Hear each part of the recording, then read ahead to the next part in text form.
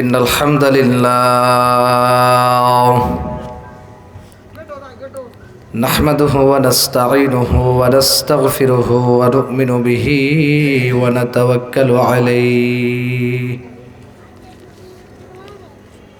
ونعوذ بالله من شرور أنفسنا ومن سيئات أعمالنا من يهده الله فلا مضل له ومن يضلله فلا هادي له ونشهد أن سيدنا وسندنا وحبيب قلوبنا وأولانا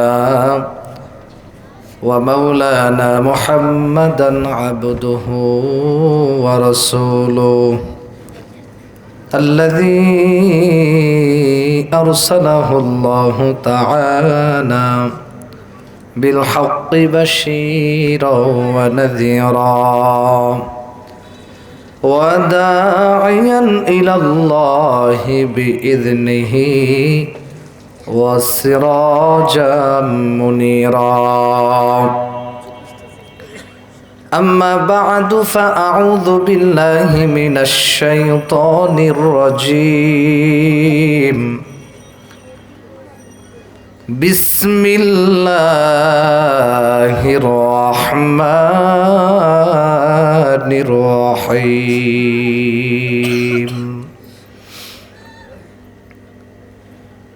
يا أيها الذين آمنوا كتب عليكم الصيام كما كتب على الذين من قبلكم لعلكم تتقون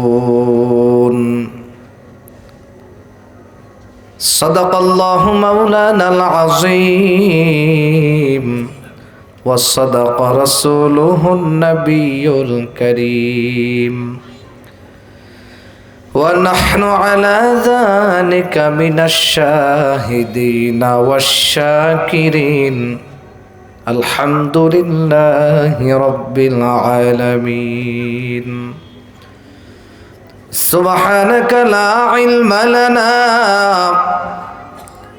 إلا ما علمتنا إنك أنت العليم الحكيم إن الله وملائكته يصلون على النبي يا أيها الذين آمنوا صلوا عليه وسلموا تسليما شكلي در الشريف اللهم صل على محمد وعلى آل محمد كما صليت على إبراهيم وعلى آل إبراهيم إنك حميد مجيد اللهم بارك على তো হালকা এদিকে আসবে 2 ইঞ্চি এদিকে আনো হালকা بس وعلى آل محمد كما باركت على إبراهيم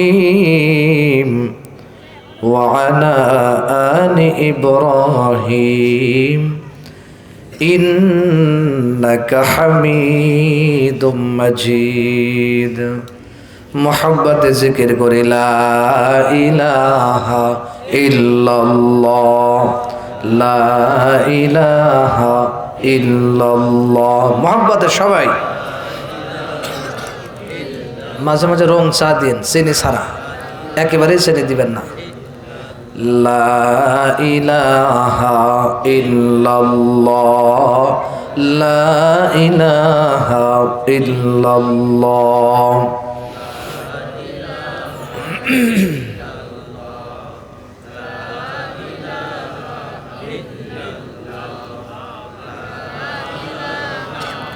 لا إله ইল্লাল্লাহু মুহাম্মাদুর রাসূলুল্লাহ। একটি বছর পরে আবার একটি বছর পরে, একটি বছর পরে আবার একটি বছর পরে মাহে রমজান এলো সকল মুসলমানের তরে। ঠিক কিনা? একটি বছর পরে আবার একটি বছর পরে, একটি বছর পরে আবার একটি বছর পরে মাহে রমজান এলো সকল মুসলমানের তরে। মাহে রমজান এলো সকল মুসলমানের তরে। আলহামদুলিল্লাহ বলেন। বাইতুল কোরআন কওমি মাদ্রাসা হাফেজ ছাত্রদের দস্তরে ফজিলত উপলক্ষে ৭ম বার্ষিক ওয়াজ মাহফিল ২১শে ফেব্রুয়ারি শুক্রবার, স্থান লতিফপুর বোরার মার্কেট ২ নং ওয়ার্ড, জাপান মার্কেট সংলগ্ন মাঠ, গাজীপুর মহানগর। আজকের মাহফিলের সম্মানিত প্রধান অতিথি, বিশেষ অতিথিবৃন্দ, মঞ্চে বসা উপবিষ্ট জাতির মাথার মুকুট তাজ, জাতির শ্রেষ্ঠ রাহবার হযরত বুজুর্গ ওলামায়ে কেরাম, আমার সামনে বসা বিভিন্ন ফ্ল্যাটের বিভিন্ন পরিবার থেকে, বিভিন্ন এরিয়া থেকে আগত আল্লাহ পাকের আশিকিন, জাকিরিন, মুহিব্বিন, মুরব্বিয়ানে আজম, কলিজার টুকরা যুবক ভাই, ছোট ছোট ভাইরা। ওই যে কিলাকিলি শুরু করছে, এই কিলাকিলি করে কে? ওখানে আলাদা করেন ওকে, এক জায়গায় বসা যাবে না, কিলাকিলি আবার লাগবে। এই কিলাকিলি কি করছে? ওকে একদম সামনে নিয়ে আসেন। এই তুমি একেবারে সামনে বসবা। আল্লাহ ওকে বুঝ দান করুক, কোন আমিন। পর্দার আড়াল অবস্থানরতা সম্মানিতা মা এবং বোনেরা, আমরা সকলেই মিলে সর্বপ্রথম মালিকের কাছে শুকরিয়া আদায় করছি যে মালিক আমাদেরকে আজকের এই বাইতুল কোরআন কওমি মাদ্রাসার হাফেজ ছাত্রদের দস্তারে ফজিলত উপলক্ষে আজকের এই বিশাল মাহফিলে আমাদেরকে আসবার বসবার জন্য সুযোগ করে দিয়েছেন।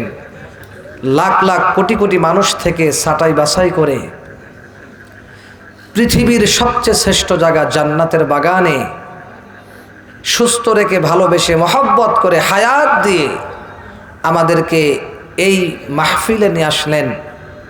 দু একটি কথা আমাকে বলা, আপনাদেরকে শোনার তৌফিক দিলেন। মালিকের কাছে সবাই জবান খুলে যৌথ কণ্ঠে শুকরিয়া আদায় করছি। সকলেই খুশি হয়ে বলছে আলহামদুলিল্লাহ। আরো জোরে আওয়াজ দিয়ে বলি আলহামদুলিল্লাহ। আপনারা কি বেজার আছেন নাকি? অনেকের মাস্ক সামনে খালি জায়গা, এই খালি জায়গাটা পূরণ করে বসলে সুন্দর হয়, ঠিক কিনা বলেন? পরবর্তীতে আরো অনেক ভাইয়েরা, মুরব্বী বাবাজিরা আসবে, সেজন্য আমরা খালি জায়গা পূরণ করে বসি। প্রত্যেকটা জিনিসের একটা নিয়ম আছে ভাই, ঠিক না? আপনি নামাজ শুধু নামাজ পড়লেই হবে?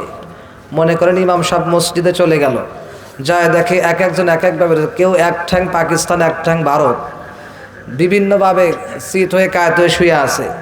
এখন মনে করেন বিভিন্নজন বিভিন্ন ব্যস্ততায় গল্প করতেছে, কেউ টান টানা শুয়ে আছে, কেউ পাতাল হয়ে আছে, কেউ উপর হয়ে আছে। কারণ ইমাম সাহেব যদি খালি বলে এবার দাঁড়িয়ে যান, কাতার সোজা করি, এই অবস্থায় নামাজ হবে? এখন যদি মুসল্লিরা বলে আমি শুয়ে আছি, সমস্যা কি? আমরা যে যেখানে আছি সমস্যা নেই, আমরা যে যেখানে যে অবস্থায় আছে কোনো সমস্যা নেই, আপনি নামাজ শুরু করে দেন, নামাজ হবে? তাহলে কি নিয়ম? কি কাতার সোজা করে এরপরে নামাজ পড়তে হয়। সেজন্য প্রত্যেকটা জিনিসের একটা নিয়ম আছে বাজান। আমরা এটা কোরআনের মাহফিল, দিনের মাহফিল, সেজন্য আমরা সুন্দর করে সারিবদ্ধভাবে, কারোর সামনে যেন এক বিন্দু পরিমাণ জায়গাও খালি না থাকে, আমরা সামনের দিকে আগায় আসি। আল্লাহ আল্লাহ আল্লাহ জিকিরের সাথে আসেন। এই যে সামনে খালি জায়গা, এখানে আসেন, তাড়াতাড়ি আসেন। আল্লাহ আল্লাহ আল্লাহ।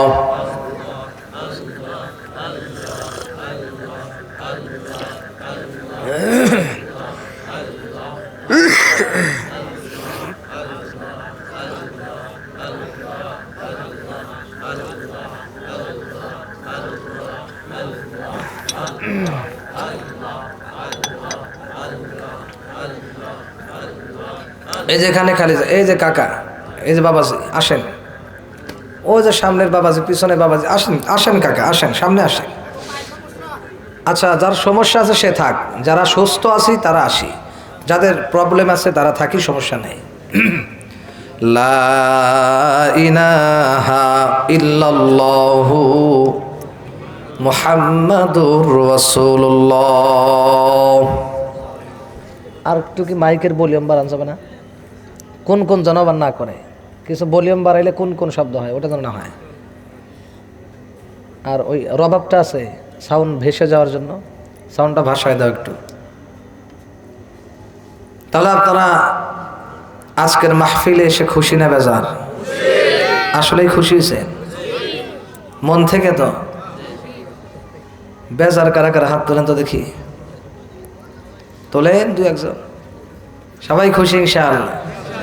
লিল্লাহে তাকবীর। এই আওয়াজে হবে না, আরো হাদিস আছে তাকবীর আওয়াজ যতদূর যাবে শয়তান ততদূর থাকবে না। শোনো, এমন জোরে তাকবীর দেব যাতে শয়তান এলাকায় না থাকতে পারে, ঠিক না? কারণ শয়তানকে না ভাগাইলে ও খালি ওয়াসওয়াসা দিবে, এত ওয়াজ শুনে কি হবে, যা একটু বাদাম পেঁয়াজ ছোলা বুট এগুলো খায়, তারপরে ওয়াজ শোনে, একটু বিড়ি টিড়ি সিপা চাপার মধ্যে টাইনে আয়, তারপরে ওয়াজ শোনে। শয়তান ধোঁকা দিবে, সেজন্য এই শয়তান যেন আশেপাশে কোথাও না থাকে, জোরে তাকবীর দেব, লিল্লাহে তাকবীর। আল কোরআনের আলো ঘরে ঘরে জ্বালো না, সব জায়গায় জ্বালো। তাহলে যদি শুধু ঘরেই জ্বালে তাহলে বাহিরে আবার মারামারি কিনে লাগবে, ঠিক না? সেটা সব জায়গায় জ্বালা দরকার। আল কোরআনের আলো, আল কোরআনের আলো। আলেম ওলামা যেখানে, কোরআন হাদিস যেখানে, বিড়ি টানা যেখানে। অনেকেই বলছে যে আমরা সেখানে আছি, দেখেন তো কেবল তাল যেন ঠিক থাকে। আল্লাহ আমাদের সকলকে কোরআন হাদিসের সাথেই থাকার তৌফিক দান করুক, আলেমদের সাথেই থাকার তৌফিক দান করুক, বলি আমিন। আমার ভাইয়েরা, আমি সরাসরি আলোচনায় যেতে চাই, যেহেতু সময় আমার পরে আরো দুইজন বক্তা আছে, ভালো ভালো বক্তা। আমি গুনাহগার মানুষ, নালায়েক মানুষ, দু চারটি কথা ভাঙ্গা গলায় বলবো, সেজন্য আমি ভূমিকা বাড়াবো না, মূল আলোচনায় চলে যাব ইনশাআল্লাহ। বলেন ইনশাআল্লাহ, কারণ সময়ের দিকেও তাকাইতে হবে। কোরআনে কারীমের সূরা বাকারার 183 নম্বর আয়াতে কারিমা আমি তেলাওয়াত করেছি। এই আয়াতের মধ্যে মহান আল্লাহ পাক রব্বুল আলামিন তিনি জানিয়ে দিয়েছেন, বলে দিয়েছেন, গোটা পৃথিবীর মানব মণ্ডলীর জন্য জানিয়ে দিয়েছেন। যেহেতু সামনে পবিত্র মাহে রমজান মাস, সেজন্য আমি রমজানের প্রস্তুতি সম্পর্কে কিছু কথা বলবো ইনশাআল্লাহ। ইনশাআল্লাহ বলেন। যে কোনো জিনিসের প্রস্তুতি দরকার আছে না নাই? মনে করেন আপনি যাবেন বিয়েই বাড়িতে, বোঝানোর জন্য বলতেছি, বিয়ে বাড়িতে যাবেন বা বিয়েই বাড়িতে, এই বাবা বসো, তুমি বসো, কথা বলা যাবে না, একদম চুপ, কোনো কথাই বলা যাবে না। এখন এই বিয়ে বাড়িতে যাওয়ার ক্ষেত্রে একটা প্রস্তুতি দরকার আছে না? এখন যদি আপনার বন্ধু এসে বলে কোনো প্রস্তুতি নাই, ধরু লুঙ্গি পরা আছে, এই অবস্থায় যাওয়া লাগবে। লুঙ্গি যেটা আছে, গেঞ্জি যেটা আছে, চুলমুল যা যেমনে আছে এইভাবেই যাওয়া লাগবে, কোনো প্রস্তুতি নাই, চল তাড়াতাড়ি। তো অনেকেই আছে বিপদে পড়ে যায় কি যায় না? তাহলে এই বিপদে পড়ে এই যে এলোমেলো অবস্থায় গেল, কেন এলোমেলো অবস্থায় গেল? কারণ তাকে আগে বলে নাই, যার কারণে উনি প্রস্তুতিও নেয় নাই। আমি মাঝে মাঝে মাহফিলে গেলে মুসল্লিদেরকে হঠাৎ করে টান দিয়ে গাড়িতে তুলে নিয়ে যাই, হ্যাঁ আসেন মিয়া মাহফিল করে আসি। পরে কয় হুজুর আমি তো প্রস্তুতি নেই। তারপরেও যারা একটু খাতিরের আছে তারপরে জোর করে টাইনে মেনে নিয়ে যায়, যারা একটু পোশাক ভালো পরা থাকে। কই আসেন, এত প্রস্তুতি কিসের? কই একটু আগে বললে হুজুর আরো ভালো করে প্রস্তুতি নিতাম, ভালো একটা জামা পরতাম, ভালো একটা এইটা পড়তাম সেইটা করতাম, একটা প্রস্তুতি আছে কি নাই বলেন? একটা মানুষের ব্যক্তিগত প্রস্তুতি থাকতেই পারে। আর চুলমুল আছে, এলেমুলো এইরকম ভাল্লুকের মতো আছে, আপনি এলেমুল অবস্থায় যাবেন? যাবেন না। যেমন প্রধানমন্ত্রী যদি আপনাকে এখন যাইতে বলে, ডক্টর ইউনূস, যে এই অমুক এলাকার অমুক, কালকে তুমি আমার সাথে দেখা করবা, তাহলে বলেন কি প্রস্তুতিটা নিয়ে যাবে? প্রস্তুতি নেবে কি নেবে না? নেবে। আমাকে যেন স্মার্ট দেখা যায়, ভালো দেখা যায়, প্রস্তুতি দরকার। প্রস্তুতি না নিলে তাহলে এলেমুল অবস্থা যখন যাবে বলবে কি রে এই লোকটা কোথেকে আইছে, কি মানে ঠিকানা কোথায়, বাড়ি কোথায়, এরকম বলা বলি করবে কি করবে না, মানুষ তাকিয়ে থাকবে তার দিকে। তো তারা তো এইটা বুঝবে না যে সেই লোকটা তাড়াতাড়ি করে আসছে, প্রস্তুতি নেয়নি। তাহলে উনির এই অবস্থা কেন হলো, এলোমেলো কেন হলো? ভালো করে উনি স্মার্ট হয়ে ভালো করে পোস্ট পাস করে কেন যাইতে পারলো না? কারণ উনি প্রস্তুতিটা নেয় নাই। ঠিক তেমনিভাবে মহান আল্লাহ পাক রব্বুল আলামিন আমাদের জন্য প্রস্তুতিমূলক শবে বরাতের রাতটা রাখছে, সুবহানাল্লাহ, যাতে বান্দা তার সব গুনাহকে তওবা করিয়ে, খাস দিলে তওবা করে পাক সাফ হয়ে পরিষ্কার পবিত্র হয়ে যেন পবিত্র মাহে রমজান মাসের মধ্যে প্রবেশ করতে পারে। সুবহানাল্লাহ, আস্তে কন। সেজন্য যেহেতু সামনে পবিত্র মাহে রমজান, তাই আমাদের রমজানের প্রস্তুতি উপলক্ষে কিছু কথা বলা এবং শোনা দরকার আছে না নাই? মনে করেন রোগীর চিকিৎসা হলো ওনার পেটের ব্যথা, মলম লাগাইতে হবে ডান পায়ে, আমি বাম পায়ে লাগানো শুরু করছি, হবে? যখন যেটা সেটাই বলতে হবে। আল্লাহ আমাদের সকলকে ইখলাসের সাথে বলা এবং শোনা, আমল করার তৌফিক দান করুন। তো সূরা বাকারার 183 নম্বর আয়াতে আল্লাহ তাআলা রমজান সম্পর্কে কথা বলেছেন। আল্লাহ পাক কোরআনের মধ্যে বলেন, সূরা বাকারার 183 নম্বর আয়াতের মধ্যে আমার আল্লাহ বলে, এ দুনিয়ার মানুষ গভীর মনোযোগ দিয়ে শোনা লাগবে। আমার আল্লাহ সূরা বাকারার 183 নম্বর আয়াতের মধ্যে বলেন, খুব মনে রাখবেন, 183 183 নম্বর আয়াত সূরা বাকারার খুলে দেখবেন। এই আয়াতের মধ্যে আমার আল্লাহ বলেন, ইয়া আইয়ুহাল্লাযীনা আমানু, হে ঈমানদারেরা, কুতিবা আলাইকুমুস সিয়াম, আমি তোমাদের উপরে রোজার বিধান দিয়ে দিলাম। রোজার বিধান তোমাদের উপরে আমি আল্লাহ জারি করে দিলাম। আমি তোমাদের উপরে রোজা ফরজ করে দিলাম। কামা কুতিবা আলাল্লাযীনা মিন ক্বাবলিকুম, যেরকম ভাবে পূর্ববর্তীতে যারা এসেছিল তাদের উপরেও যেমন ফরজ করেছিলাম, তোমাদের উপরেও আমি আল্লাহ রমজানের রোজা রাখাকে বাধ্যতামূলক ফরজ করে দিলাম। সেজন্য আমাদের প্রত্যেকের রমজানের রোজা রাখা দরকার। বলেন তো এই হুকুমটা কার? এটা সূরা বাকারার 183 নম্বর আয়াতের তরজমাটা শোনাইলাম। এবার বুখারী শরীফের 8 নম্বর হাদিস শোনেন। আল্লাহর নবী হাদিসের মধ্যে বলেন, সুন্দর করে জানিয়ে দেয়, বুনিয়াল ইসলাম খামসু শাহাদাতিন, আল্লাহ আল্লাহ ইলাহা ইল্লাল্লাহ ওয়া আন্না মুহাম্মাদুর রাসূলুল্লাহ। বুখারী শরীফের 8 নম্বর হাদিসের মধ্যে আল্লাহর নবী সুন্দর করে জানিয়ে দেয়, ইসলামের ভিত্তি হচ্ছে 5টি। সংক্ষেপে আপনাদেরকে মূল কথাগুলা বলার চেষ্টা করব। আমার ভাই রে, আমার যুবক ভাই, এ এলাকার মানুষ, গভীর মনোযোগ দিয়ে শোনা লাগবে। এদিক সেদিক তাকাতুকি করলে হবে না। আল্লাহর নবী বলেন, ইসলামের ভিত্তি হলো 5টি। 1 নাম্বার ওয়া ইকামাস সালাহ, নামাজ কায়েম করতে হবে, নামাজ। 2 নাম্বার আল্লাহর নবী বলে যাকাত আদায় করা লাগবে, যাকাত। 3 নম্বর আল্লাহর পয়গম্বর বলেন, সামর্থ্য থাকলে হজ করা লাগবে, হজ। মক্কা মদিনায় গিয়ে কাবা শরীফের মধ্যে গিয়ে আল্লাহর ঘরে গিয়ে হাজিরা দেওয়া লাগবে, হজ করা লাগবে, হজ। সামর্থ্য যাদের আছে তাদের হজ করা লাগবে। বর্তমান জামানায় বহু মানুষকে দেখা যায় হজের সামর্থ্য আছে, হজ করার সামর্থ্য আছে, এরপরেও আল্লাহর ঘর মক্কা মদিনায় যায় না। আছে না নাই বলেন? কারণ কি জানেন? হজে মানুষ টাকা থাকলেই যাইতে পারে না, আল্লাহর কবুলিয়াত লাগে। আল্লাহ যাকে নেয়, আল্লাহ যদি মহাব্বতের রশি দিয়া টান দিয়া মসজিদের মধ্যে যাকে নেয় সেই কিন্তু মসজিদে যাইতে পারে। আল্লাহ যদি মহাব্বতের রশিটা গলায় লাগাইয়া মাদ্রাসা মসজিদে নেয়, সে মাদ্রাসা মসজিদে যাইতে পারে। আল্লাহ যদি মহাব্বতের রশি গলায় লাগাইয়া মক্কা মদিনায় নেয়, তাহলে সেই ব্যক্তি কিন্তু যাইতে পারবে। আল্লাহ যদি মহাব্বতের রশি গলায় লাগাইয়া মাহফিলের মধ্যে যদি নিয়ে আসে, বিভিন্ন সবের কাজে যদি আল্লাহ অংশগ্রহণ করান, তাহলে আমার আল্লাহ যাকে তৌফিক দেন, আল্লাহ যাকে নেন, একমাত্র ওই ব্যক্তি কিন্তু যাইতে পারে।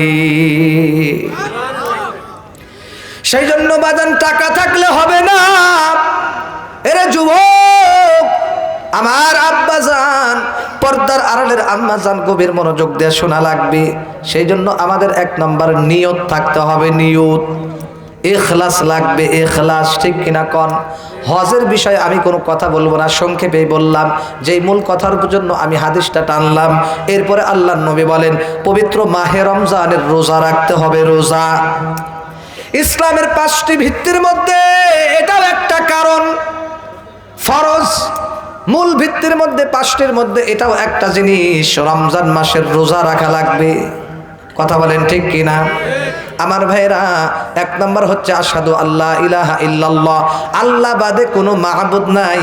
হযরত মুহাম্মদ সাল্লাল্লাহু আলাইহি ওয়াসাল্লাম আল্লাহ পাকের বান্দা ও রাসূল, এই কথার উপরে সাক্ষী দেওয়া। 2 নম্বর নামাজ আদায় করতে হবে, নামাজ কায়েম করা। 3 নম্বর হচ্ছে যাকাত আদায় করা। 4 নম্বর সামর্থ্য থাকলে হজ করা। 5 নম্বর হচ্ছে রমজানের রোজা রাখা। বুখারী শরীফের 8 নম্বর হাদিস দেখে নেবেন, ওলামায়ে কিরাম অনেকেই বসা আছে, জিজ্ঞেস করেন। সেন্নবাজান, রমজানের রোজা কোনোভাবেই আমাদের মিস করা, ফাঁকি দেওয়ার সুযোগ নাই। আর মাত্র কয়দিন বাকি আছে বলেন তো? নাকি আরো তো 10 মাস আছেই? 10 মাস না 1 মাস? মাত্র, শুধুমাত্র কেবলমাত্র 6 থেকে 7 দিন, 7 থেকে 8 দিন আছে। ঠিক কিনা বলেন? প্রথম রমজান হয়তো রবিবারের দিন হইতে পারে, 2 তারিখে। ঠিক কিনা বলেন? তবে চাঁদের সাথে কথা, নবীজি বলেছেন আহসু হিলালা শাবান আলি রমাদান। তিরমিজি শরীফের হাদিসের মধ্যে আল্লাহর নবী বলেন, তোমরা শাবান মাসের তারিখ তোমরা গণনা করে রাখো। শাবান মাসের তারিখ। আর এক হাদিসের মধ্যে আছে, আল্লাহর নবী বলেন, তোমরা চাঁদ দেখে রোজা রাখা শুরু করো এবং চাঁদ দেখে রোজা রাখা বন্ধ করে দাও। চাঁদ দেখেই রোজা রাখা শুরু করতে হবে, চাঁদ দেখেই বন্ধ করতে হবে। আজকে আমরা বহু মানুষ টেলিভিশন নিয়ে বসে থাকি, কখন চাঁদ উঠবে, কখন চাঁদ উঠবে। আরে ভাই, টেলিভিশনে দেখলে তো আপনি রসুলের হাদিস, আপনার রসুলের যে সুন্নাহ আছে, এই সুন্নাহ তো আপনার পালন হবে না। ঠিক কিনা বলেন? বর্তমান মানুষ চাঁদ দেখবি কি? আই রে বাবারে, বিল্ডিং রে ভাই, বিল্ডিং এর চোটে দেখাই যায় না চাঁদ। ঠিক কিনা বলেন? চাঁদ দেখতে চাইলে বহু কুরবানি করতে হয়, পাহাড়ে উঠতে হয়। সেজন্য আমরা ইনশাআল্লাহ চাঁদ আমরা দেখবো, ইনশাআল্লাহ তালাশ করব, খুঁজবো, ইনশাআল্লাহ বলেন। অনেকেই মনে মনে বলতেছে আমার এত ঠেকা পড়েনি, আমি ওই টেলিভিশনে পারলে দেখবো, নাইলে নাই। এটা ভাবতেছেন নাকি অনেকেই? খবরদার, চাঁদ আমাদের দেখতে হবে, এটা রাসূলুল্লাহর সুন্নাত। আল্লাহ আমাদেরকে এই আমলটা করার সহজে তৌফিক দান করুন, আমিন। মুসলমান ভাইরা আমার গভীর মনোযোগ দিয়ে খেয়াল করবেন, পবিত্র মাহে রমজান মাস আমাদের সামনে, সেজন্য আমাদের সুন্দর করে প্রস্তুতি নেওয়া লাগবে। পবিত্র মাহে রমজান মাস এত দামি মাস, আমার আল্লাহ কিন্তু স্বয়ং নিজেই এই পবিত্র মাহে রমজান মাসকে সম্মান করেছেন। আপনারা বলবেন আল্লাহ পাক কিভাবে পবিত্র মাহে রমজান মাসকে সম্মান কিভাবে করলো? আপনাদেরকে বললেই তারপরে বুঝবেন। হাদিসের মধ্যে আছে, আল্লাহর নবী বলেন, পবিত্র মাহে রমজানকে আমার আল্লাহ এত সম্মান দিয়েছেন, এত সম্মান দিয়েছেন, যারা আখিরাতের জগতে চলে গেছে, পরকারে চলে গেছে, রমজান মাসকে উপলক্ষ করে আমার আল্লাহ জাহান্নামের দরজাটা একেবারে বন্ধ করে দেয়। আমার আল্লাহ ফেরেশতাকে ডাক দিয়ে বলে, ফেরেশতার দল, খবরদার খবরদার, আমার কোন বান্দাদেরকে জাহান্নামের আগুনে আর জ্বালাইও না। জাহান্নামের আগুন বন্ধ আর জ্বলবে না, একেবারে বন্ধ করে দাও। এবার ফেরেশতারা ডাক দেয়া বলে, আল্লাহ কাদের জাহান্নামের কাদের আযাব বন্ধ করব? শুধু মুসলমানদের নাকি আরো মানুষের? এবার আল্লাহ ডাক দেয়া বলে, না না, পবিত্র মাহে রমজান মাস এত বরকতি মাস, এই পবিত্র মাহে রমজান মাসকে ওসিলা করিয়া কোনো কাফেরকেও তুমি পোড়াইতে পারবা না, কোনো ইহুদি নাসারা বেঈমানকেও পোড়াইতে পারবা না। খ্রিস্টান হোক, মুসলমান হোক, বৌদ্ধ হোক, যেই হোক না কেন, কাফের হোক না কেন, যত বড় বেঈমান হোক না কেন, কাউকে তুমি শাস্তি দিতে পারবা না। কারণ পবিত্র মাহে রমজান মাসের এত মর্যাদা, এত সম্মান, কাউকে আযাব দিতে পারবা না। জাহান্নামের দরজা একেবারে বন্ধ করে দাও। জোরে কোন সুবহানাল্লাহ। আল্লাহ যদি বন্ধ করে, কারো কি ক্ষমতা আছে জাহান্নামে আযাব দেওয়ার? আল্লাহ যদি ইচ্ছা করে, আল্লাহ যদি বলেন, আদেশ করেন, আল্লাহ যদি বন্ধ করেন, কারো কি ক্ষমতা আছে? আল্লাহু আকবার। জোরে কোন আল্লাহু আকবার। আমার আল্লাহ ইচ্ছা করলে জাহান্নামীদেরকে আযাব দিতে পারে, আবার ইচ্ছা করলে জাহান্নামের শাস্তিকে আমার আল্লাহ বন্ধ করে দিতে পারেন। সেই জন্য এত দয়ার মায়ার আল্লাহকে আজকে আমরা কেন ভুলে গেলাম? আমার ভাইরা রে, আমার বন্ধুগণ, খুব ভালো করে খেয়াল করেন, এই যে পবিত্র মাহে রমজান মাসকে আমার আল্লাহ এত মর্যাদা দিলেও, এত সম্মান করলো, এরপরও আজকে আমরা মাহে রমজান মাসের মর্যাদা সম্মান বুঝলাম না, ঠিক কিনা কন? আজকের থেকে ওয়াজটা খুব ভালো করে শুনে যাবেন, আমল করার চেষ্টা করবেন। এইটা তো বললাম আমার আল্লাহ জাহান্নামের দরজাগুলা বন্ধ করে দেয়। শুধু তাই নয়, আমার আল্লাহ কিন্তু এই পবিত্র মাহে রমজান মাসকে উপলক্ষ করে জান্নাতের দরজাগুলো খুলে দেয়। জান্নাতের দরজাগুলো আল্লাহ রমজানের, পবিত্র মাহে রমজানের সম্মানার্থে জান্নাতের দরজাও খুলে দেয়। সুবহানাল্লাহ। 12টি মাসের মধ্যে সবচাইতে দামি মাস, শ্রেষ্ঠ মাস হচ্ছে পবিত্র মাহে রমজান। সুবহানাল্লাহ বলতেন না? সেজন্য বাজান খুব ভালো করে লক্ষ্য করবেন, আমার আল্লাহ পাক রব্বুল আলামিন এইভাবে সুন্দর করে মানুষদের উপরে পবিত্র মাহে রমজানের রোজা ফরজ করে দিয়েছেন, যাতে করে আমার কোনো বান্দা অপবিত্র না থাকতে পারে, জাহান্নামে না যাইতে পারে, ও যেন গুনাহমুক্ত জিন্দেগি কাটাইতে পারে, পবিত্র অবস্থায় যেন থাকতে পারে, মৃত্যুর পরে যেন জান্নাতে যাইতে পারে।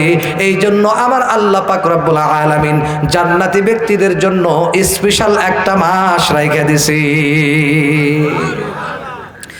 ব্যবসায়ী ব্যক্তি যেমন ব্যবসা করে,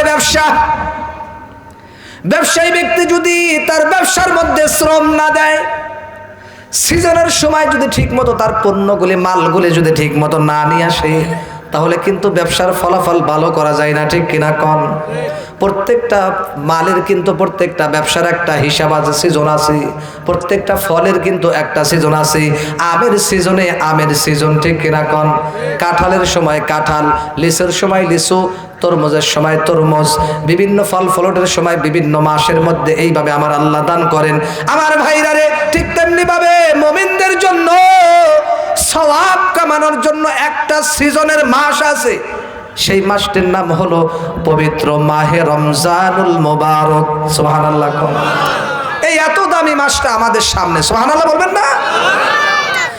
আমার ভাইরা রে, খুব ভালো করে খেয়াল করবেন, এই যে পবিত্র মাহে রমজান মাস আমাদের সামনে, এই যে পবিত্র মাহে রমজান মাস উপলক্ষে আমার আল্লাহ শুধু এইগুলা করেন না, আরো অনেক কিছু আমাদের জন্য পুরস্কার দিয়ে থাকেন। আল্লাহ নবী বলেন, পবিত্র মাহে রমজান মাসের মধ্যে একটা নফল আদায় করলে, একটা নফল সওয়াব আদায় করলে, আমার আল্লাহ একটা নফল ইবাদতের ওসিলায় অন্য মাসের একটা ফরজ আদায় করার সমান সওয়াব দেয়। আরো আসতে সুবহানাল্লাহ কোন। আপনারা মনে হয় আমার উপর রাইগা যাইতেছেন, রাখতেছেন ভাই? চলবে তো ইনশাআল্লাহ? আরো জোরে কোন, চলবে তো ইনশাআল্লাহ? খুব খেয়াল করে শোনেন। অনেকে ভাবতে হতো যতই ওয়াজ করেন রোজা রাখতেছি না। আল্লাহ এদেরকে বুঝদান করুক, কোন আমিন। রোজা রাখতেই হবে, রোজা রাখলে অনেক সওয়াব। বলতেছি শোনেন এক এক করে, খুব মনোযোগ দিয়ে শোনা লাগবে, পয়েন্টে পয়েন্টে। এরপরে আল্লাহর নবী বলে, দুনিয়ার মানুষ শুধু একটা নফলের দ্বারা একটা ফরজের সমান সওয়াবই শুধু দিবেন না, আরো কত সওয়াব, আরো কত সওয়াব।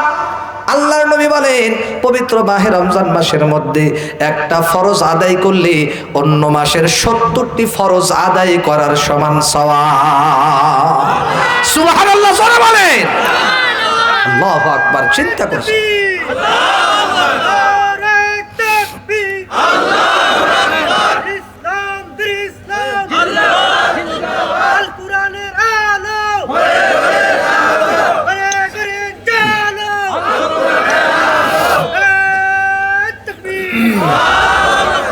ভাইরা আমার, বন্ধুগণ আমার, খুব খেয়াল করে লক্ষ্য করেন।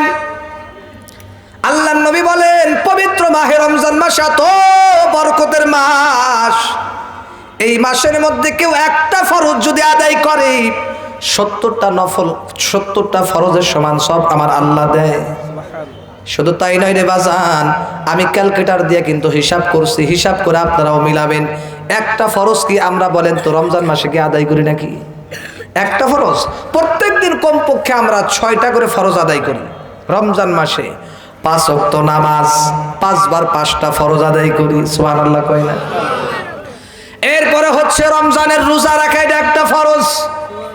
এরে যুবক, এই যে 6টা ফরজ যে আমরা আদায় করি, তাহলে একটা রসিলায় আমার আল্লাহ 70টা ফরজের সমান সওয়াব দান করেন। তাহলে 6 দিয়া 70কে গুণ দেন, তাহলে কত হয়? 420। 420টি ফরজের সমান সওয়াব দান করে। তাহলে প্রত্যেকটা দিন আমরা তো আদায় করি মৌলিকভাবে 5টি, চোখের সামনে বাহ্যিক দৃষ্টিতে কয়টা? 5টা। আর ব্যাখ্যায় যাচ্ছে, খেয়াল করেন কথা কত গভীরে নিয়ে যাচ্ছে। আর 6টা ফরজ যদি আদায় করি তাহলে 420টা ফরজের সমান সওয়াব আল্লাহ দান করে।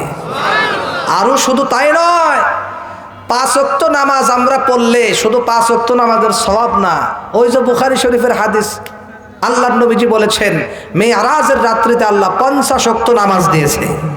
প্রত্যেক দিন যারা 5 ওয়াক্ত নামাজ পড়বে আল্লাহ এদেরকে 50 ওয়াক্ত নামাজের সওয়াব দিবে।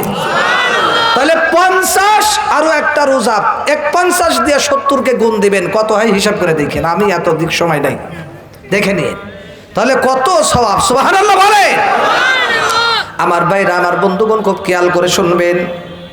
এই যে পবিত্র মাহে রমজান মাসের মধ্যে এত সওয়াব, এত সওয়াব আমার আল্লাহ দেন, কি কারণে দেন? একমাত্র পবিত্র মাহে রমজান মাসের বরকতের কারণে, এই দাবি মাসের কারণে আমার আল্লাহ এতগুলি সওয়াব দিয়া বান্দার আমল নামায় লিখে দেয়। সেই জন্য পবিত্র মাহে রমজান মাস পেয়ে আমরা খুশি না বেজার? আমার ভাইরা রে, আল্লাহর নবী আরো জানিয়েছেন পবিত্র মাহে রমজান মাস এত দামি মাস, এত বরকতি মাস। এই পবিত্র মাহে রমজানকে আমার আল্লাহ 3টা অংশে ভাগ করেছেন। একটা হলো মাগফিরাতের 10 দিন, রহমতের 10 দিন, নাজাতের 10 দিন। সুবহানাল্লাহ কয় না? আমার ভাইরা রে, এটা এত বরকতি মাস, পবিত্র কোরআনে কারিমের একটা আয়াতে কারিমা তিলাওয়াত করলে আমার আল্লাহ সাথে সাথে 100টা নেকি দান করে। শুধু তাই নয়, আমার আল্লাহ, কারণ আমার আল্লাহ সবচাইতে ভালো জানেন আমার বান্দা কিভাবে আমলদারি হয়ে যাবে, কিভাবে সৎ মানুষ হয়ে যাবে, কিভাবে গুনাহ থেকে বাঁচবে। কারণ আমরা সকলেই জানি একজন মানুষ ভালো হওয়ার জন্য, ভালো হওয়ার পিছনে বাধা হচ্ছে, সামনে বাধা হলো, ওই বাধাকারীর নামটা কি? শয়তান। আর আসতে বলেন, খুব বুজুর্গ মানুষ নাকি? না। একজন মানুষ ভালো হওয়ার পিছনে সবচেয়ে বড় বাধা হচ্ছে শয়তান। সবচেয়ে ভালো কি? শয়তানের কাজ কি? কিভাবে খারাপ মানুষকে ভালোর দিকে নেওয়া যায়, নাকি নাকি ভালো মানুষকে খারাপ দিকে নেওয়া? ভালো মানুষকে কিভাবে খারাপ দিকে নেওয়া, শুধু তাই নয়, জাহান্নামে কিভাবে নেওয়া যায় ওই টেনশন ওর। কথা বলেন ঠিক কিনা? সেই জন্য আমার আল্লাহ পাক রব্বুল আলামিন বলে দিছে, এই দুনিয়ার মানুষ টেনশনের কারণ নাই। যেই শয়তানের কারণে তোমরা গুনাহ করো, যেই শয়তানের কারণে তোমরা বিভিন্ন পাপের মধ্যে লিপ্ত হয়ে যাও, বিভিন্ন পাপাচার কাজের মধ্যে লিপ্ত হয়ে যাও, পবিত্র মাহে রমজান মাসের সম্মানার্থে আমি আল্লাহ এই ইবলিস নামক ইন্টারন্যাশনাল হারামজাদা ইবলিসকেও আমি আল্লাহ শিকল আবদ্ধ করে, শিকল দিয়ে বেরি দিয়ে টাইট করে বান্ধা আমি সমুদ্রের মধ্যে নিক্ষেপ করে রাখি। পবিত্র মাহে রমজান মাসে আমি আল্লাহ এই শয়তান ইবলিস শয়তানকে বাইদা রাখি। কিন্তু আপনারা বলবেন হুজুর রমজান মাসের তো তারপরেও দেখি পাপ করে মানুষ, রমজান মাসেও পাপ করে কি করে না? দেখবেন হোটেলের মধ্যে পর্দা আছে না নাই? আমি চিন্তা করি হাই রে, আল্লাহ কি আবার নতুন করে কোনো পুরুষদের ব্যাপারে কি আবার পর্দার কোনো বিধান নাজিল করলো নাকি? কথা বলেন না কেন? কিন্তু আবার কিছু হোটেলওয়ালা বলে, আফসোস লাগে আফসোস, কিছু হোটেলওয়ালা কি বলে জানেন? কয় হুজুর এই জন্যই পর্দা দিয়ে রাখছি, খোলা রাখছি, কারণ এখানে কিছু বিদেশি মেহমান আসে। এই বাংলাদেশে শুধু মুসলমান তো নাই, হিন্দু আছে, খ্রিস্টান আছে, ইহুদি আছে, বিদেশি মেহমানরা আসে, হিন্দুরা আসে, এই জন্য খোলা রাখছে। মুসলমানরা তো খায় না, অথচ পর্দার ভিতরে মাঝে মাঝে ঢুকে দেখি হিন্দু, খ্রিস্টান এবং বিদেশি লোক তো নাই, দেখি 2-4 জন মুসলমানই। তা ওরা এমন সওয়াবের কাজ করতেছে, দেখি একজনের হাতে বিড়ি, একজনের হাতে গামছা, আর একজন গাঁজা এইভাবে ডলতেছে, মানে এইগুলা নিয়ে আসে, কেউ টাস খেলতেছে, কেউ চা খাচ্ছে, ঠিক কিনা কন? যা দেখি বিড়ি টানতেছে, বিড়ি। নাউজুবিল্লাহ কইবেন না? পর্দা চলে। আমি আপনাদেরকে বলতে চাই, পর্দা দিয়ে আপনি মানুষকে যিনি ফাঁকি দিলেন, কিন্তু আপনি সারা দুনিয়াও যদি পর্দা দিয়ে ঢাইকা দেন, এরপরে দেখবে কে? আমার আল্লাহর চোখে ফাঁকি দিতে পারবেন না। আলোচনা করতে গেলে আরো বহু কথা, সে নাম ওদিকে আমি যাব না। আমি আমার আলোচনা একেবারে শেষের দিকে নিয়ে আসতেছি। আমার ভাইরা খুব খেয়াল করে লক্ষ্য করেন। সেই জন্য আমার আল্লাহর পয়গম্বর সুন্দর করে জানায় দিছে, পবিত্র মাহে রমজান মাস কিন্তু অনেক বরকতের মাস। এই মাস পায়া কিন্তু তোমরা অবহেলা কইরো না, এই মাস পায়া কিন্তু তোমরা অবহেলা কইরো না। 30টা রোজাই তোমরা সুন্দরভাবে রাখো।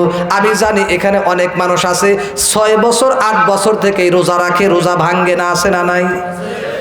আমি জানি এখানের মধ্যে হয়তো আপনারা আছেন, তামাম পৃথিবীর মানুষদের মধ্যে অনেকে আছেন, অনেকের সন্তান আছে, অনেকে আছে ছোটকাল থেকেই 8 বছর 10 বছর যখন হয়ে যায় এরপরে রোজা ভাঙ্গে না, যতই বলা বলি করুক না কেন এরপরেও রোজা ভাঙ্গে না। এরকম নেককার সৎ মানুষ সমাজে আছে না নাই? এমনকি তাই নাই, অনেক মানুষ যদি বলে তোকে 1 কোটি টাকা দেব, রোজাটা ভাঙবে না, কারণ আমার আল্লাহ তাকে তৌফিক দান করছে। এটা কপাল লাগে, কপাল। আমার ভাইরা রে, পবিত্র মাহে রমজান মাসে খানা খাওয়া মানে ওটা খাবার খাওয়া না, জাহান্নামের আগুন পেটের মধ্যে ঢুকানো। জোরে কন্যা নাউজুবিল্লাহ। আমার ভাই, হয়তো আপনারা অনেকেই খানা খাই, ভাত খাই, বিভিন্ন খাবার খাই। নবীজি বলেন রমজান মাসে যারা খাবার খায় ওরা পেটের ভিতরে খাবার ঢুকায় না, ওরা মৌলিকভাবে জাহান্নামের আগুন পেটের মধ্যে ঢুকায়। নাউজুবিল্লাহ। জাহান্নামের আগুন পেটে ঢুকায়া জান্নাতের আশা করা যায় না। সেদিন আজকের থেকে পাক্কা নিয়ত করব ইনশাআল্লাহ যে এই বছর, গত বছর যা করছি এই বছর আমরা ইনশাআল্লাহ পবিত্র মাহে রমজানের 30টা রোজাই রাখবো। কারা কারা রাজি আল্লাহকে দুহাত উঁচু করে দেখা। লিল্লাহে তাকবীর। আল্লাহ তুমি তাকায় দেখো, তোমার বান্দারা নিয়ত করেছে রমজানের রোজায় বছর আর ছাড়বে না। মেহেরবানি করে আল্লাহ তুমি কবুল করে নাও, তৌফিক দাও। জোরে জোরে কর আমিন। হাত নামান। আমার ভাইরা রে, আমার বন্ধুগণ, পবিত্র মাহে রমজান মাসের মধ্যে আরো অনেক লম্বা আলোচনা আছে। ওলামায়ে কিরাম থেকে মাসআলা জেনে নেবেন, শুনে নেবেন। আমি এতটুকুন মেসেজ দিয়ে গেলাম, আমরা পবিত্র মাহে রমজান মাসকে পায়া হেলাই দুলাই নষ্ট করব না। পবিত্র মাহে রমজান মাসের মধ্যে বেশি বেশি করে কোরআনে কারিমের তিলাওয়াত করব, বেশি বেশি করে নফল নামাজ পড়ব, বেশি বেশি করে তাহাজ্জুদের নামাজ পড়ব, বেশি বেশি করে জিকির আজকার করব, আর কোরআনে কারিমের তিলাওয়াত বেশি বেশি করে করব। রাজি আছি না নাই? মা বোনদেরকেও বলছি, মা বোনেরা আপনারা এই পবিত্র মাহে রমজান মাসে কোরআনে কারিমের তিলাওয়াত বেশি বেশি করে করবেন। আরে ইমাম আবু হানিফা রাহমাতুল্লাহি আলাইহি রমজান মাসে কোরআনে কারিমের 60 খতম দিয়েছে, 60 খতম। আমাদের যিনি ইমাম আজম ইমাম আবু হানিফা রাহমাতুল্লাহি আলাইহি 60 খতম। কেউ কেউ লেখেন 60 খতম নফল নামাজে বা বিভিন্ন তিলাওয়াতে, আর 1 খতম নামাজে পড়তেন।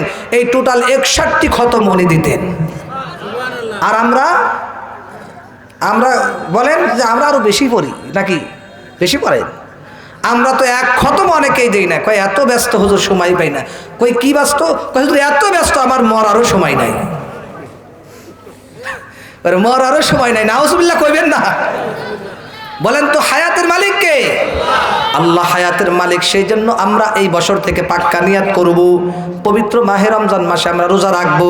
আর একটা সওয়াবের কথা বলবো, সাহাবায়ে কেরাম যেমন এই আমলটা করতেন, যখন দান সৎকার কোনো আমলের কথা পয়গম্বর বলতেন, সাথে সাথে সাহাবায়ে কেরাম তাদের যা যা ছিল সব আল্লাহর রাস্তায় দান করে দিয়েছে। আমার ভাইরা রে, আমার বন্ধুগণ, একটা ঘটনা আপনাদেরকে বলবো, এরপরে আমার বয়ান শেষের দিকে নিয়ে যাব। হযরত সাহাবায়ে কেরাম, হযরত আবু বকর সিদ্দিক রাদিয়াল্লাহু তাআলা আনহু, হযরত ওমর রাদিয়াল্লাহু তাআলা আনহু, হযরত আলী রাদিয়াল্লাহু তাআলা আনহু, 10 জন সাহাবী ছিল পয়গম্বরের দুনিয়ার মধ্যে। তারা দুনিয়ার মধ্যে কিন্তু জান্নাতের সার্টিফিকেট পাইছে। সুবহানাল্লাহ। আবু বকরের মতো মানুষ, এত বড় সাহাবী, জান্নাতের সার্টিফিকেট কিন্তু ভাই দুনিয়ার মধ্যে পাইছে। তাদের জীবনী পড়া দেখেন, হযরত আবু বকরের কত সম্পদ আমার আল্লাহ দান করেছিল। উসমানের কিন্তু অনেক সম্পদ ছিল। হযরতে আলী রাদিয়াল্লাহু তাআলা আনহুর কিন্তু অনেক সম্পদ ছিল। আরো সাহাবায়ে কিরামদের অনেকের অনেক সম্পদ কিন্তু ছিল। খেজুরের বড় বড় কিন্তু অনেকগুলা বাগান ছিল। সবগুলা কিন্তু আল্লাহর রাস্তায় তারা দান করে দিয়েছে। পবিত্র মাহে রমজানের সামনে আর একটা আমল আছে, বেশি বেশি দান সদকা করা। সুবহানাল্লাহ। হাদিসের বাকির মধ্যে আসছে, আল্লাহর নবী একবার যুদ্ধের ময়দানে যাবেন। নবীজি ডাকতে বললেন, যুদ্ধের জন্য অনেক সাহায্য দরকার, কে কে দান করবা? এবার সাহাবায়ে কেরাম যার যার মতো যা যা পারতেছে দান করতেছেন। আমার ভাইরা রে, এইভাবে করে খুব খেয়াল করে শোনেন। আমি আপনাদেরকে দেখেন কোন দিকে নিয়ে যাই, গভীর মনোযোগ দিয়ে খেয়াল করেন। এদিক সেদিক কেউ তাকাতাকি করবেন না। পয়গম্বর যখন এই কথা মুখ দিয়ে বলতে দেরি, সাথে সাথে মহিলারা নাকের দুল কানের দুল খুলে খুলে পয়গম্বরের সামনে স্তূপ করে দিচ্ছে। সাহাবায়ে কেরাম নবীজিকে কেমন ভালোবাসতেন এইটা শোনাইতেছে। অনেকেই ভাবতেছে হুজুর মানে কালেকশন করবে। ওদিকে আমি, আপনারা মন চাইলে দিয়েন, না চাইলে না দেন, আমি ওদিক যাচ্ছি না। আমি আপনাদেরকে একটু ফজিলত শোনাইতেছি, সাহাবায়ে কিরাম কেমন ছিল। এতটুকু তো শুনবেন ইনশাআল্লাহ, খেয়াল করে শোনেন। আমার ভাইরা রে, এবার সবাই দিতে দিতে এক পর্যায়ে আল্লাহর পয়গম্বর এবার সাহাবায়ে কিরামদেরকে জিজ্ঞেস করতেছে, ওমর তুমি কি নিয়ে আসছো? কতটুকুন বাড়িতে রাইখে আসছো আর কতটুকুন এখানে দান করছো? হযরত ওমর রাদিয়াল্লাহু তাআলা আনহু ডাক দেয়া বলে, পয়গম্বর নবী গো, আমার 3 ভাগের 1 ভাগ আল্লাহর রাস্তায় দান করছি আর 2 ভাগ বাড়ির মধ্যে রাইখে আসছি। নবীজি বলেন, আলহামদুলিল্লাহ, ভালো কথা। এরপরে হযরত ওসমানকে ডাক দেয়া বলে, ও ওসমান কতটুকুন মাল রাইখে আসছো আর কতটুকুন নিয়ে আসছো? হযরত ওসমান ডাক দেয়া বলে, পয়গম্বর আমার অর্ধেক সম্পদ আল্লাহর রাস্তায় দান করে দিয়েছি। পয়গম্বর ডাক দেয়া বলে, ঠিক আছে, ভালো কথা, আলহামদুলিল্লাহ। এইভাবে হযরত ওসমান, আলী সবাইকে এইভাবে জিজ্ঞেস করতে করতে এক পর্যায়ে হযরত আবু বকরের ব্যাপারে পয়গম্বর ডাক দেয়া বলে, সাহাবায়ে কিরাম রে, আমার আবু বকরকে কেন দেখি না? সাহাবীরা রে, আমার আবু বকরকে কেন দেখি না? এবার সাহাবায়ে কিরাম ডাক দিয়ে বলে, আমরা তো দেখি নাই, কোথায় গেল বুঝলাম না কিছু, হাদিসের কথা শোনাইতেছি। এবার সবাই সাহাবীরা খেয়াল করে দেখে, একটা পিলিয়ারের আড়ালে হযরত আবু বকর কেমন যেন গুনগুন আওয়াজে কাঁদতেছে। হযরত আবু বকরের চোখ দিয়ে বন্ধুরা আমার দরদর করে গাল বিয়ে দাড়িগুলা ভিজে ভিজে পানি পড়তেছে। পয়গম্বর ডাক দেয়া বলে, সাহাবায়ে কিরাম আবু বকরকে আমার সামনে নিয়ে আসো। এবার আবু বকরকে ডাক দেয়া বলে, আবু বকর কান্দো কেন? বাড়ির কথা বুঝি মনে পড়ছে? আবু বকর ডাক দেয়া বলে, ওগো পয়গম্বর, না না, আমার বাড়ির কথা মনে পড়ে নাই। তাহলে তুমি কেন কান্দো? এবার আবু বকর ডাক দেয়া গেল, পয়গম্বর। আবু বকরকে ডাক দেয়া বলে, ও আবু বকর তুমি কি নিয়ে আসছো বাড়িতে? কি রেখে আসছো আর কি নিয়ে আসছো? এবার আবু বকর ডাক দেয়া বলে, নবী গো, আমি আল্লাহর রাস্তায় এমন কিছু দান করে দিয়েছি, আমার ঘরের মধ্যে যা কিছু ছিল সব কিছু নিয়ে আসছি, নুনের খুঁটিটা পর্যন্ত রাইখা আসি নাই। আমার ঘরের মধ্যে একমাত্র আল্লাহ এবং তার রসুলকে রাইখা আসছি, আর আমি যা কিছু ছিল সব আল্লাহর রাস্তায় দান করে দিছি। নুনের খুঁটি পর্যন্ত রাখি নাই, যা ছিল সব দান করে দিয়েছি। আমার ঘরে শুধু আল্লাহ এবং তার রসুলকে রাইখা আসছি। হযরত আবু বকর কিন্তু এই যে নুনের খুঁটি পর্যন্ত নিয়ে আসছে, এত কিছু যে নিয়ে আসলেন, হাদিসের কিতাবের মধ্যে, মুহাদ্দিসিনে কিরাম ব্যাখ্যার কিতাবের মধ্যে লেখে। আবার এইটা ভাইবেন না হযরত আবু বকর হয়তো গরিব ছিল এই জন্য নুনের খুঁটি সহ দিছে, না রে না ভাই, হযরত আবু বকরের কিন্তু অনেক সম্পদ ছিল, অনেক সম্পদশালী ছিল। হযরত আবু বকর একদিন কিন্তু দান করে নাই। নবীজি যখন দানের কথাগুলা শোনাইছে, ফজিলতের কথাগুলা শোনাইছে, এই জন্য হযরত আবু বকর দান করতে করতে করতে করতে আল্লাহর রাস্তায় মোটা মোটা অঙ্কের দানগুলা করতে করতে এক পর্যায়ে একেবারে খালি হয়ে গেছে। এই ছিল হযরত আবু বকর। এবার পয়গম্বর ডাক দিয়ে বলে, সাহাবায়ে কিরাম তোমরা ভালো করে শুনে রাখো, আজকে তোমরা সবাই মিলে যে দান করেছো, সবার দানের চাইতে আমার আবু বকরের দানটা আমার আল্লাহর কাছে বেশি পছন্দ হয়েছে। এবার সাহাবায়ে কিরাম বলা বলি শুরু করলো, আমরা এত এত দিলাম, এত এত দিলাম, এরপরও আবু বকর সামান্য মাত্র এগুলা কিছু দিয়েই তার দান এত দামি হয়ে গেল, বুঝলাম না কিছু। পয়গম্বর ডাক দেয়া বলেন, এই মাত্র হযরত জিবরাইল আমার কাছে আসছে, আমি নিজের থেকে কোনো কথা বলি না, কারণ কোরআনের মধ্যে আল্লাহ বলেন, মা ইয়ানতিকু আনিল হাওয়া ইন হুয়া ইল্লা ওয়াহয়ু ইউহা। আল্লাহু আকবার বলে। হযরত আবু বকর কি আল্লাহর পয়গম্বর বলেন, এ দুনিয়ার মানুষ, আমি নিজের থেকে কোনো কথা বলি না। আল্লাহ বলে, আমার পয়গম্বর যদি নিজের থেকে কোনো কথা বলতেন, সাথে সাথে আমি তার কল্লাটাকে চেপে ধরতাম আর তার কণ্ঠ নালীটাকে আমি আল্লাহ কেটে ফেলে দিতাম। তাহলে কি ইন হুয়া ইল্লা ওয়াহয়ু ইউহা, আমার নবী যেটা বলে সেটা হচ্ছে ওহী। সুবহানাল্লাহ। নবীজি ডাক দিয়ে বলল, আমি নিজের থেকে সার্টিফিকেট দেই না। পয়গম্বরকে এই মাত্র জিবরাইল আসছিল, আয়েশা বলতেছে, পয়গম্বর আপনার সব সাহাবীদের মধ্যে আবু বকরের দানটা আল্লাহর আরশের মধ্যে চলে গেছে। আমার ভাইরা রে, সেই জন্য আমি আপনাদেরকে বলতে চাই, আবু বকর এত দান করতে করতে যে একেবারে এই যে হাত খালি হয়ে গেছে, তার মানে উনি বুঝতেন না। ওই যে মাথা জাগাচ্ছে, জি বুঝতেন না তিনি, হযরত আবু বকর বুঝতেন না। আজকে আমরা অনেকেই মনে মনে ভাবি, আরে ও এত কিছু দান করছো, কি বোঝে কিছু? ওর সংসারের ফিকির নাই, ওটার ফিকির নাই, সব দেশে দান করে, ও কি কিছু বোঝে? বলা বলি করে কি করে না? হযরত আবু বকর বুঝতেন না নাকি? আবু বকর বুঝতেন না? রসুলের সবচাইতে প্রিয় সাহাবী, সবচেয়ে কাছের সাহাবী হযরত আবু বকর সিদ্দিক রাদিয়াল্লাহু তাআলা আনহু। শুধু তাই নয়, আল্লাহর পরেই যার স্থান পয়গম্বরের স্থান, এরপরে নবীজির পরেই যার স্থান হযরত আবু বকরের। ঠিক কিনা বলেন? রসুলের পরেই আবু বকরের স্থান, আবু বকরের সম্মান, এত সম্মানের অধিকারী। তার মানে কি তারা বুঝতেন এগুলো তো কিছু নিয়ে যাব না, সব ছুঁয়ে যাওয়া লাগবে, যা দান করব কিয়ামতের ময়দানে গিয়ে ওইটার মালিক হয়ে যাব। সুবহানাল্লাহ। আল্লাহর পয়গম্বর আরেকজন সাহাবীর সামনে একটা হাদিস শোনাইলেন, আমাদের এখন কিছু সাহায্য দরকার, কে কি আসো দান করো। এবার ওই সাহাবীর নামটা আমার খেয়াল আসতেছে না বাইরে, খুব খেয়াল করে শোনেন। এবার ওই সাহাবীর যখন বলছে যে যা পারো দান করো, কিতাবের মধ্যে লেখে ওই সাহাবীর 7 থেকে 8টা খেজুরের বাগান ছিল। নবীজির ডাক দিয়ে বলে, ইয়া রাসূলুল্লাহ, আমার 8টা খেজুরের বাগান আমার বাড়ি সহ সব আল্লাহর রাস্তায় দান করে দিলাম।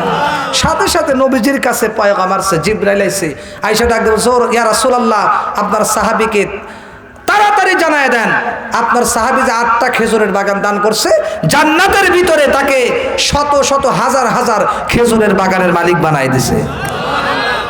বাড়িতে গিয়ে বলতেছে, স্ত্রী ঘর বাড়ি ছাড়তে হবে, সব আল্লাহর রাস্তায় দান করছি। কয় তাই নাকি? কয় হ্যাঁ, ভালো কাজ করছো। আর আমাদের স্ত্রীরা যদি হইতো, বলতো আর সব বোন এসে আট খুলে দান করছো, ভালো কথা, আর ঘর বাড়ি সহ দান করছে, আমি যাবো কই? কিন্তু সাহাবীও যেমন, স্ত্রীও তেমন। সুবহানাল্লাহ। সাহাবীর স্ত্রী ডাক দিয়ে বলে, ভালো একটা কাজ করেছো।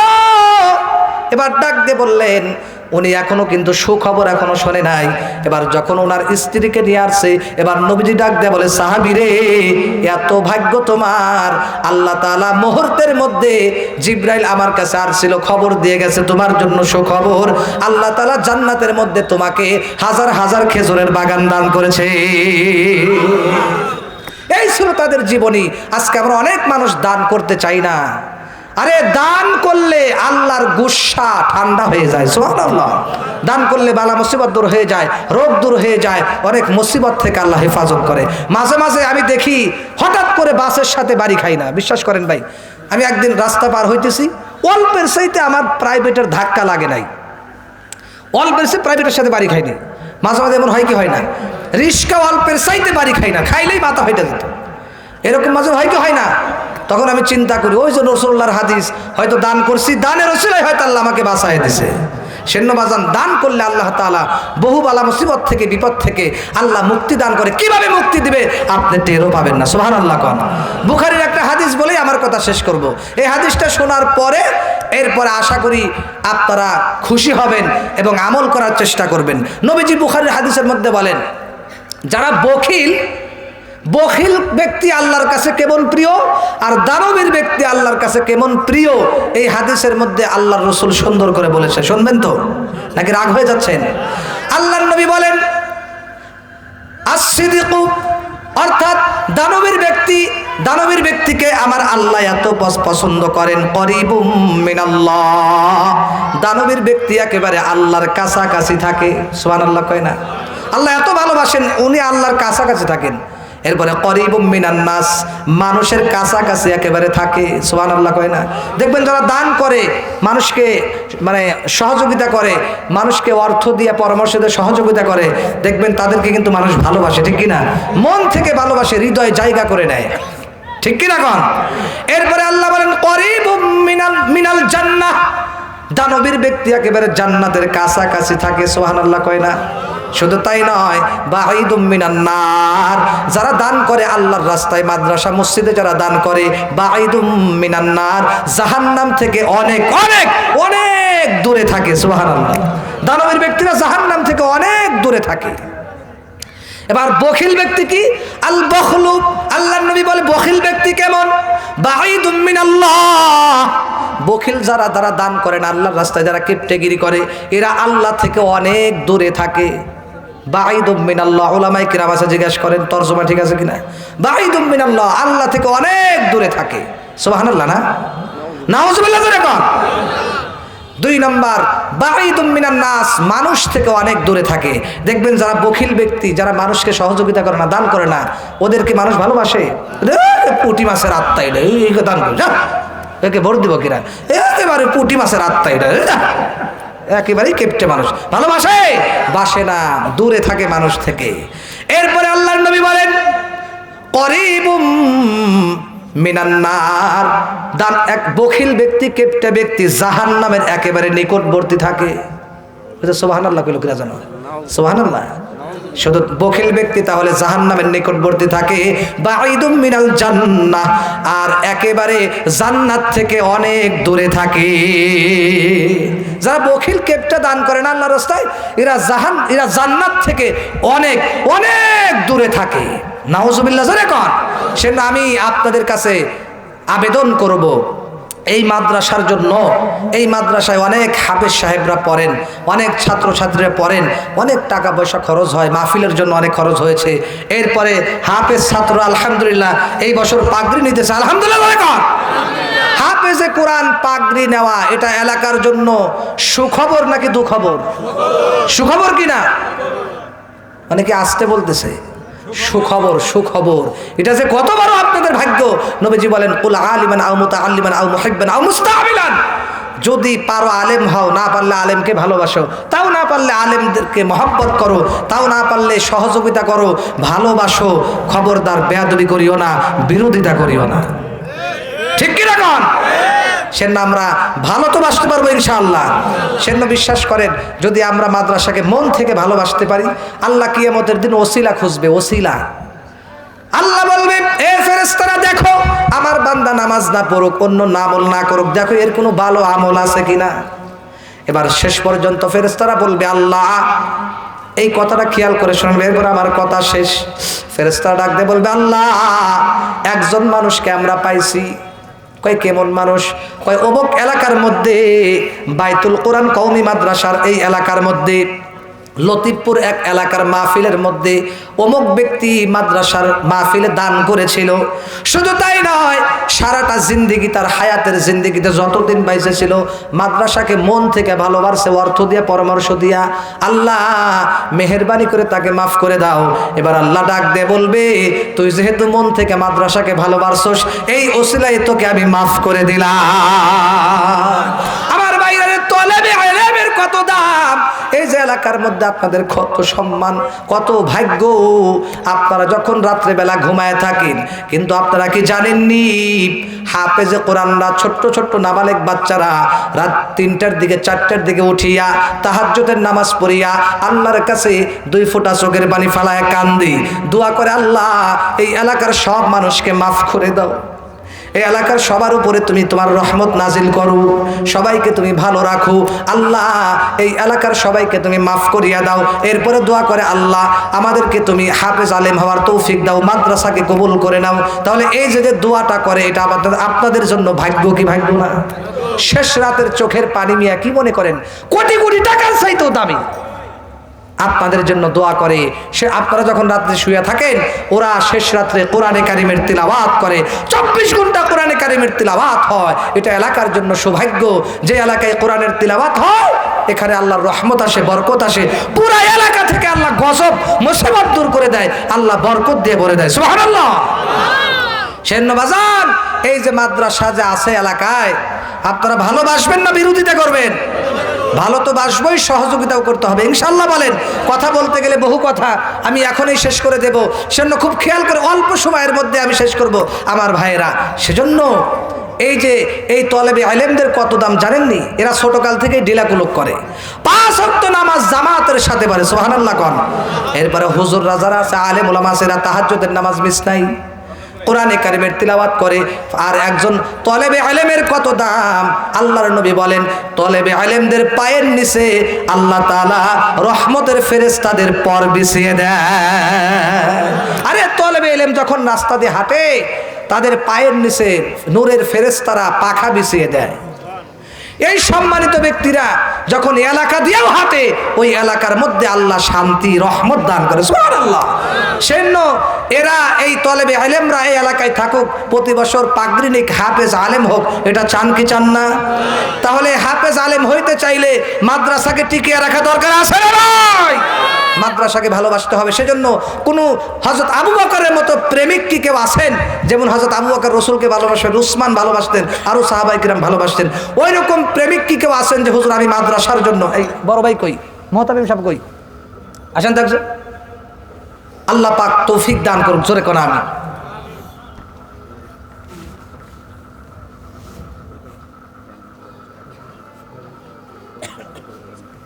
এই এলাকার মধ্যে কেউ কি আছেন? আচ্ছা, মাদ্রাসার কি কোনো উন্নতির জন্য কিছু লাগবে? টয়লেট বা বাথরুম বা বিল্ডিং এর কাজ ধরবেন এমন কোনো ই আছে? সিমেন্ট লাগবে। কয় বস্তা লাগবে ভাই? 50 বস্তা। আচ্ছা ভাই, এই যে মাদ্রাসার জন্য বিশ্বাস করেন, এটা তো কি যে একটা সময়, আমাকে একটু সময় বাড়ায় দেন, একটু সময় বাড়ায় দেন। এই যে মাদ্রাসায় দান করা, এটা যে কি যে ভাগ্যের বিষয় রে ভাই! যদি বুঝতেন, যেদিন কবরে যাবেন সেদিন বুঝবেন, ঠিক কিনা কন? এই যে আপনি যে এত দুনিয়া নিয়ে স্বপ্ন দেখেন, এই যে এত কোটি কোটি টাকা কামাইতেছেন, সব থুয়া কবরে যাওয়া লাগবে। আপনি যখন কবরে যাবেন, কাপড় নিয়ে কবরে যাবেন, ঠিক কিনা? এরপরে হয়তো এমন হইতে পারে, কবর থেকে যখন আপনি উঠবেন, উঠে দেখবেন হাই হাই রে, কাপড়ের একটা পকেটও নাই। আর হারামজাদারা এত নিমু খারাপ, আমাকে একটা টাকা পয়সা কিছু দেয়া দেয় নাই, খালি হাতে দিছে। বলতে পারেন কি পারেন না? হাই হাই রে, এমন এরা নিষ্ঠুর, আমার পকেট তো নাই, আমার এত টাকা পয়সা কামাই করে থুয়ে আসলাম, 10 তলা বিল্ডিং খাড়া করে রাখাইছি, কোটি কোটি টাকা ব্যাংক ব্যালেন্স বানা রাখাইছি, একটা টাকা আমাকে দিয়ে দেয় নাই, কেমন নিমু খারাপ! হাই হাই, হ্যাঁ এটাই হবে।